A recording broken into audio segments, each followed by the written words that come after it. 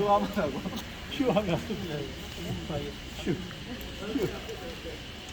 안녕하세요, 여러분. 아침부터 일찍 여기 안산에 오신다고 고생 많으셨습니다. 여러분들 보시다시피 여기 협동화 공장입니다. 이게 안산 목내동 공장이 인기가 굉장히 많아요. 그런데 오늘 여러분들 현장에 오신 물건은 여기 협동화 공장 중에 이 건물입니다. 이 건물 1층, 2층인데요. 평수는 214평입니다. 그런데 그 당시에 감정 가격이 15억 5천만 원. 15억 5천만 원이고 1순위 기업은행에서 14억 설정된 물건입니다. 그러면 아니 이 목내동에 인기가 그렇게 좋고 안산이 공장으로서는 인기가 좋은데 왜 경매가 나왔을까요? 감정 가격이 15억 5천인데 여기 채권 설정액이 18억이 넘어요. 예. 대부분 가다 부채로 인해서 경매가 진행됩니다. 그래서 여기 협동화 공장도 감정가가 15억 5천인데 채권 금액이 18억이 넘기 때문에 경매가 나온 거예요. 그래서 앞으로 금리가 상승되면 이런 아무리 좋은 위치에 있더라도 아무리 인기가 좋은 곳이라 할지라도 경매가 많이 나올 겁니다. 그래서 NPL이 점점 늘어날 거고요. 저희들에게는 기회가 되겠죠. 그러면 저희들이 이 15억 5천짜리 협동화 공장을 1순위 채권 기업은행에 14억짜리 얼마에 매입했을까요? 8억에 매입했습니다. 네. 왜 그러냐면요. 경매가 시작되면 이게 6차례 한 번 되면 30%씩 떨어져요. 이게 최저가가 7억 6천까지 떨어졌습니다. 그럼 유동화에서는 목표가가 있다고 했죠. 채권 14억이 설정되어 있는데 최소 8억은 받아야 된다. 그런데 최저가가 7억 6천까지 떨어진 거예요. 그러면 누군가가 그 이상 낙찰 받으면 다행이겠지만 유동화는 만약에 이런 대비를 안 해요. 무조건 그냥 최저가가 자기들 목표가 이상 이하로 떨어지면 매각을 하게 됩니다. 그래서 저희들이 14억짜리 채권을 8억에 매입을 했어요. 그런데 채무인수로 매입을 했기 때문에 유동화 회사하고 낙찰을 얼마 받을 것인가 계약을 하게 되겠죠. 그래서 낙찰 금액이 저희들 10억에 낙찰 받았어요. 이 공장은 10억에 낙찰 받았는데 은행에 대출을 7억 3천 받았습니다. 그러면 우선 우리 돈이 한 2억 7천 들어갔죠. 예. 그래서 소유권 이전이 끝난 다음에 배당 절차에 따라서 우리가 10억이 유동화에 그대로 배당을 받고 저희들 계약이 8억이니까 2억을 돌려받았어요. 여러분들이 단독적으로 NPL을 예전에 했을 때는 2억 7천 들어갔다가 2억을 돌려받으니까 7천만 원으로 10억짜리를 매입할 수 있는 효과가 있는 거죠. 그런 다음에 우리가 기계를 팔았어요. 여기 기계가 필름 공장이었는데 이 필름 공장이 휴대폰의 필름 있지 않습니까? 이런 걸 개발해서 납품하는 회사였어요. 그런데 이게 휴대폰 자체가 워낙 자주 바뀌고 또 경쟁이 치열하다 보니까 거래 선입금 켜서 저기 보도가 났었거든요. 그래서 그 기계를 우리가 팔아서 또 8천만 원을 벌었어요. 그리고 임대를 놨습니다. 그때 당시에 보증금 1억에 월세는 제가 봐야 되겠는데 임대를 놨다가 임대하신 분이 이거 매각을 해갔어요. 1년 뒤에 얼마에 매각을 해갔냐 하면 12억 5천만 원. 그래서 저희들이 임대를 놓고 1년 만에 4억 5천을 벌었어요.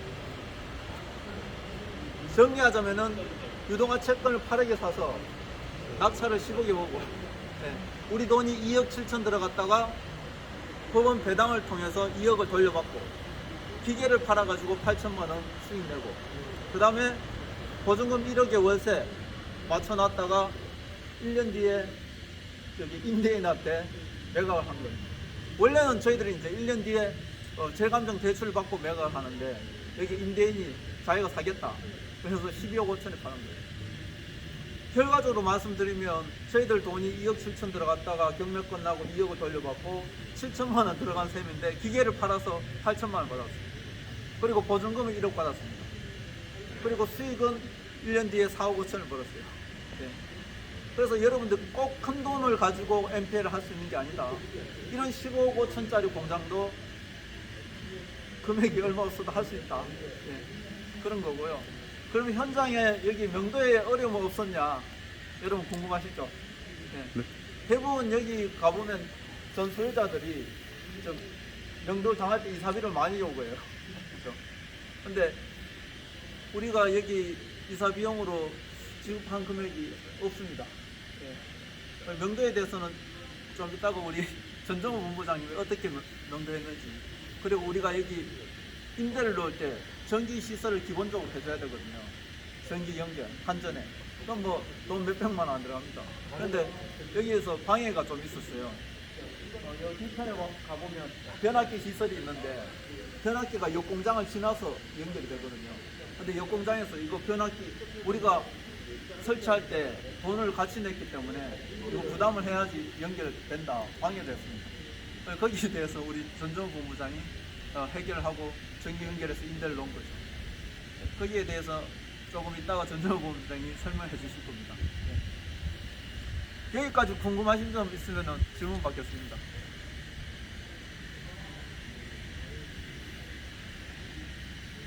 이 공부를 다 하고 오셔가지고. 협동 공장이라는 게 협동화 공장이라는 거는 보셨다시피 이게 공장이 이렇게 긴급자로 있지 않습니까? 네. 있는데 이 토지가 각각의 별도 토지로 등기가 된 게 아니고 공유 지분. 예, 공유 지분으로 돼 있는 공장이에요. 공장만 따로 있고. 예, 그렇죠. 건물만 따로 이렇게 등기가 된 거죠. 그래서 여기 협동화 공장인데 안산 반월공단이 우리나라에서 유명합니다. 근데 이런 물건들이 제가 말씀드렸지만 경매에 나오는 이유가 가다 부채로 인해서 그렇습니다. 대부분 감정가 대비 가다 부채가 나오면은 경매가 진행이 되는데 앞으로 아무리 좋은 위치에 있더라도 가다 부채가 있으면 금리가 상승이 되지 않습니까? 못 버티는 업체들이 많이 나올 거예요. 그래서 저희들한테는 점점 더 좋은 기회가 올 것이다. 네, 그렇습니다. 그럼 잠시 우리 전정우 본부장님께서 변압기 시설 옆 공장에서 방해하고 했는데 어떻게 해결했는지 말씀드리겠습니다. 땅은 여기 보시면은 아시겠지만 전체가 다 공유지분을 다 가지고 있습니다. 그러니까 이제 공유지분 가지고 있는 거는 소유 구분을 할 수가 없으니까 건물은 이제 독단적으로 개별 소유가 되는데 자리를 조금 이동하셔야 네. 설명이 좀 편할 것 네. 같습니다.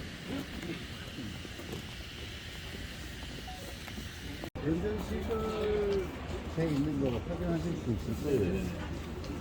그러면 여기 전기 공급을 어떤 방식으로 하냐면은 일단 고압선이 변전시설로 들어가서 저기에서 균등하게 이렇게 계량기 거쳐가지고 공급하는 시스템인데 이거는 처음에 제가 확인을 해보니까 이 공장 지을 측에 전부 공동으로 돈을 내 가지고 변전 시설을 만들었다고 얘기를 하더라고요. 근데 이제 요 공장 지금 요 공장이 KS 산업이 이제 위에 있다 보니까 변전 시설이 이게 내 거다. 그다음에 이제 발생한 전기 비용, 그다음에 처음에 설치했던 비용이 한 1억 한 4, 5천 정도 되니까 그거 비용을 부담을 안 하면은 전기를 줄 수가 없다. 처음에 이제 그 부분 때문에 많이 부딪혔었거든요. 그래가지고 이제 한전에 가가지고 확인을 해보니까 그쪽에 변전시설이 되어 있기 때문에 신규 계량기 설치는 불가능하다. 그 다음에 신규 계량기를 설치하려면은 땅 주인들의 동의를 다 받아와야 된다. 그 다음에 이제 여기 보시면은 저희가 이제 저 공장에 신규로다가 이제 전기 깔았는데 변압기에서 바로 당겨가지고 뒷담으로 해가지고 원래 이게 밤을 타고 못 들어갑니다. 이게 공중으로 당겨야 되거든요. 그러면은 어차피 이 건물에 앙카 박아가지고 또 건너가야 되는데 이 건물 주인이 뭐 1억 4천 5천 안 주면은 동의를 그다음에 또 감정이 서로 안 좋을 수밖에 없거든요. 그런 얘기가 나왔을 적에는 그래가지고 이제 요런 거 할 적에도 이제 법률이나 이런 거를 좀 알으셔야 되는 게 그냥 현장에 나와가지고 이게 명도나 이런 거 할 적에 보면은 상당히 이제 법률을 많이 아는 사람이 유리하게 작용할 수밖에 없거든요. 근데 이 법을 모르면은 사실은 이거 동의받아야 되고, 땅 동의받으려면 여기 7개인가 그렇거든요.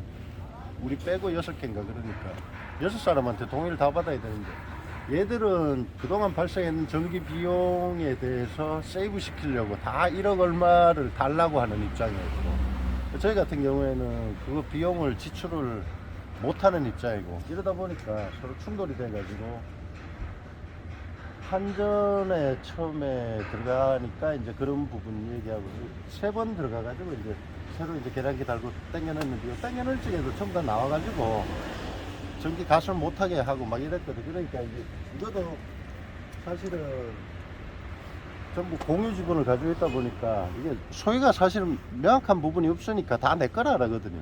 담도 내 거, 뭐 이것도 내 거, 이것도 내 거. 그또 반대로 생각하면은 이것도 여기서 저까지 내 거가 될 수 있거든요. 그래가지고 이제 법에서 보면은 지분 관계는 별로 상관없고, 민법 262조 2항에 보면은 공유자의 지분은 균등한 것으로 추정한다, 이렇게 표현을 해놨습니다.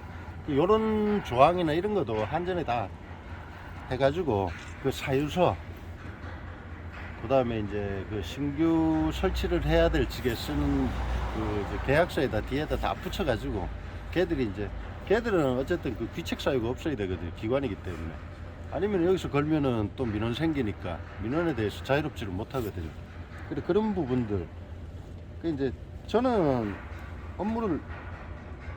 현장 업무를 많이 하다 보니까 그냥 쉽게 처리되는 부분들이 많은데, 그런 부분에서 아마 부딪히고 이러면은 일반인들은 굉장히 난감할 겁니다. 일단 공장을 가동시키려면 전기가 들어와야 되는데, 이쪽에서는 1억 한 4, 5천 달러라지. 그래가지고 이제 여기 처음에 가설할 적에도 그 크레인하고 와가지고 이제 여기 사람들 올라가고 또 막 그래야 되니까 공사 못하게 하고 이래가지고 그런 일들이 좀 많습니다. 이렇게 이제 협동화 공단이라든지, 안 그러면 뭐 이게 독단적으로 떨어져 나올, 개인 혼자만 하는 공장 같으면은 뭐 전기를 넣든 뭘 하든 관계가 없는데, 이런 부분들 발생할 수 있는 부분, 이런 것들은 이제 기본적으로 한 번씩 체크를 해보셔야 될 겁니다. 대체적으로 보면 협동화 공장은 이제 변전 시설을 한 군데에다가 지정해 놓고, 두 번째는 거기에서 이제 전력 공급을 균등하게 이렇게 사용하게끔 돼 있거든요. 계량기는 지금 따로따로 다 달려 있는데, 그 동의가 없으면 한전에서도 이 계량기를 붙이질 못합니다. 신규 가설은 불가능하고. 그래 이제 그런 부분들이 요 공장 처리할 적에 제일 이제 힘들었던 부분인데, 저희가 요 공장 처리하면서 비용 들어갔던 게 요 가설했는 부분 요거 100kg가 필요하다. 그때 매수자가 기다리고 있었거든요. 저희들 낙찰 받자 말자.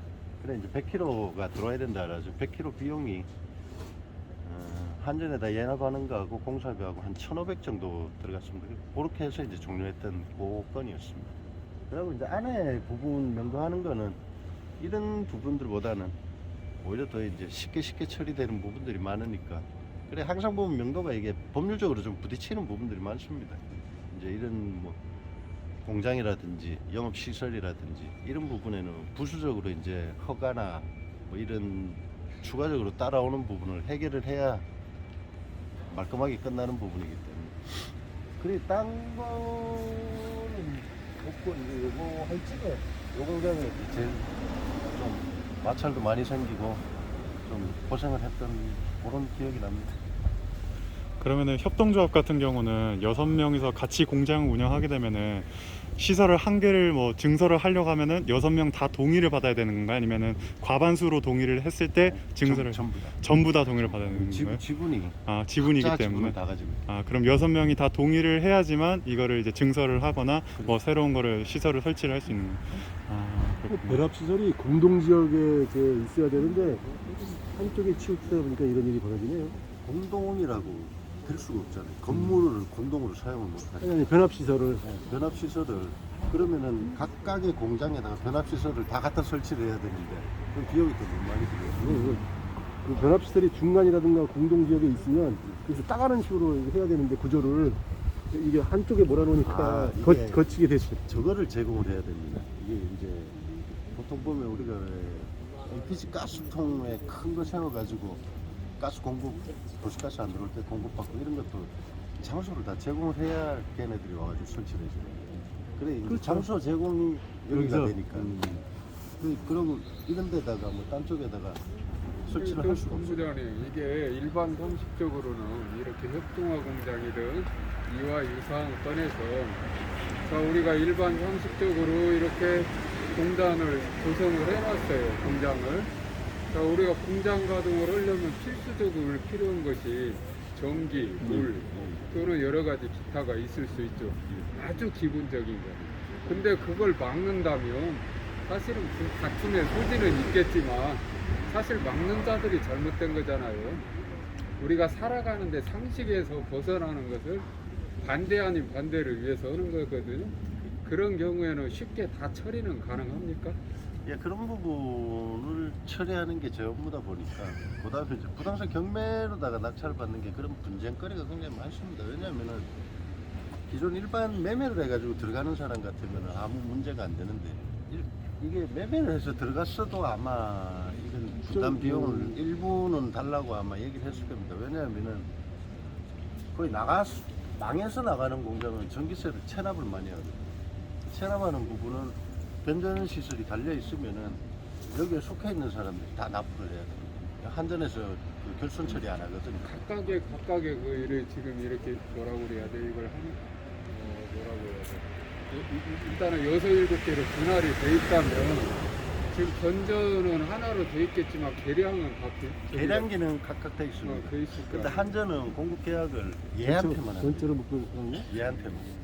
얘한테 하는 거를 내려와서 여기서 세분화해가지고 납부하는데 만약에 체납이 발생할 경우에는 얘한테 묻는다니까. 그 전기권 뭐 사업 시행 뭐 이런 거에서 보면은 걔들은 법률이라고 얘기하는데 그거는 그냥 자기네들이 전기 상품을 팔기 위해서 만든 약관이기 때문에 약관은 항상 그 소비자들한테 불리하게 좀 작용되면은 공정거래위원 공정거래법에 걸리거든요. 그래 그쪽에서 이제 문제 삼고 이러면은 또 그것도 못 받는 부분입니다. 전기는 원칙적으로 경락 받아가지고 체납된 부분이 있으면은 경락자가 책임질 필요가 단 10원도 없습니다. 가지고 결손 처리하면 돼요. 그래 이제 대체적으로 한전에서는 받으려고 노력하고 낙찰받은 사람은 덜 주려고 노력하고 그러다 보니까 이제 일정 부분 납부하고 이제 그 혈 보는 경우들이 있는데 그 부분은 그냥 100% 그냥 안 내셔도 신규로 뭐 가설을 한다든지 아니면은 그 전기 그대로 사용한다든지 가능한 부분.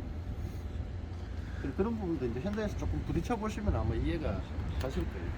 여러분들 보시다시피 여기 오늘 토요일인데도 차가 많이 있죠. 평일에는 차 댈 데가 없어요. 그만큼 여기 목내동에 여기 공장들이 인기가 좋습니다. 그리고 좀 전에 설명을 들으셨겠지만 변압기 문제부터 해서 여기 공장 등록을 해야 돼요. 어디 하냐? 시설관리공단에 공장 등록을 하는데 그 요건이 또 좀 까다로워요. 그래서 초기에 시설관리공단에 허가를 안 받고 그냥 공장 운영하다가 벌금 받는 사람도 있어요. 모르고. 네. 그런 부분까지도 저희들은 법무팀에서 다 해결을 해주는 거예요. 다 해결을 해주고 임대를 넣기 때문에 저희들은 뭐 임대 계획이라든지 또 재관면에서 수익 내는 거라든지 다 플랜을 짜놓고 움직이는 거예요. 그래서 제가 이런 이제 뭐 몇십억 되는 것도 있지만 이런 거 15억짜리는 우리 돈 2억 7천 들어갔다가 경매 끝나고 2억을 돌려받잖아요. 근데 제가 어떤 경우에는 우리 돈보다 더 많이 돌려받는 경우가 있고 이 건처럼 우리 돈을 조금 덜 돌려받는 건도 있어요. 그런데 실제적으로 수익이 바로 임대가 나갈 수 있고 수익이 날 수 있다. 그러면 저희들이 이제 결정하고 하는 거죠. 그래서 제가 이런 작은 공장, 협동화 공장이나 아파트형 공장 이런 공장들은 작은 금액으로 매입을 할 수 있어요. 그래서 지난주에 제가 말씀드렸듯이 다음 주에 우리가 계약할 물건이 있습니다. 감정 가격이 10억짜리인데 저희들이 4억에 가져와요. 4억에 가져오고 낙찰 금액은 6억이었습니다. 6억이었으면 대출이 얼마 나오냐? 80% 나와요. 4억 8천이 나옵니다. 네. 그러면 우리 돈이 한 1억 5천 들어가서 매입을 해와요. 근데 경매가 끝나고 나면 6억을 그대로 돌려받습니다. 왜 그렇습니까? 1순위 금액이 7억이 넘어요. 감정 가격이 10억인데 1순위 가격이 7억이 넘는데 저희들이 4억에 매입해 옵니다. 예. 그래서 밴드에 월요일로 올라갈 건데 모집 금액이 1억 5천입니다. 예. 1억 5천이고 7개월 상품으로 단기 상품으로 끝날 거예요. 왜냐? 이게 돌아 나와서 배당받는 금액이 1순위가 7억짜리이기 때문에 우리가 6억 낙찰 받는다 해도 6억이 다 돌아옵니다. 다 돌아오면은 우리가 유동화하고 계약을 4억의 협상을 봐놨기 때문에 2억을 돌려받아요. 경매가 끝나면. 그래서 저희들은 이런 식으로 다 맞춰놓고 움직이는 거예요. 그래서 여러분들이 확인을 하시고 예전에 했던 것도 그렇지만 현재 우리가 진행되는 거 미리 플랜을 얘기하고 그대로 진행되는지 확인을 해보시면 됩니다. 그래서 밴드에 올라오면 아마 이것도 한 3일 안에 완판되지 싶습니다. 예, 한 사람이 뭐 다 할 수도 있고요. 그래서 이제 이런 작은 물건들은 저희들이 한 달에 한두 건 계속 진행을 할 겁니다. 단기 상품은 한 달에 한두 건 하고요. 그리고 몇십억 넘는 물건들 또 5대5 플랜으로 계약하신 분도 있고 이제 그런 부분들도 계속해서 진행해 나갈 겁니다. 그리고 제가 말씀드렸지만 내년에는 저희들에게 정말 기회가 옵니다. 이 공장도 제가 말씀드렸지만 아무리 인기가 있으면 뭐합니까? 가다 부채로 인해서 감정가보다 부채가 더 많으면 경매 나오게 돼 있어요. 경매 나오게 돼 있으면 우리가 1순위 채권을 매입하면요 낙찰 받습니다. 왜 낙찰 받기 쉽습니까? 이런 공장도 감정가 15억이지만요 변압기 따로 돼 있죠. 또 시설관리공단에 공장 등록해야 되죠. 뭐 유치권 이런 거 붙어 있으면 사람들이 겁을 먹고 안 들어와요. 일반적으로 경매 공부하는 사람들이 들어오는 게 전부 다 아파트, 빌라, 예? 뭐 주택 뭐 이런 거 들어와요. 예? 그렇기 때문에 저희들은 전문성을 가지고 다 해결할 수 있는 물건들을 가지고 오니까 그리고 답을 내놓고 움직이기 때문에 수익이 바로 직결되는 겁니다. 예. 여러분들 많이 배고프시죠? 예. 그럼 또 식사하시고 말씀 나누겠습니다.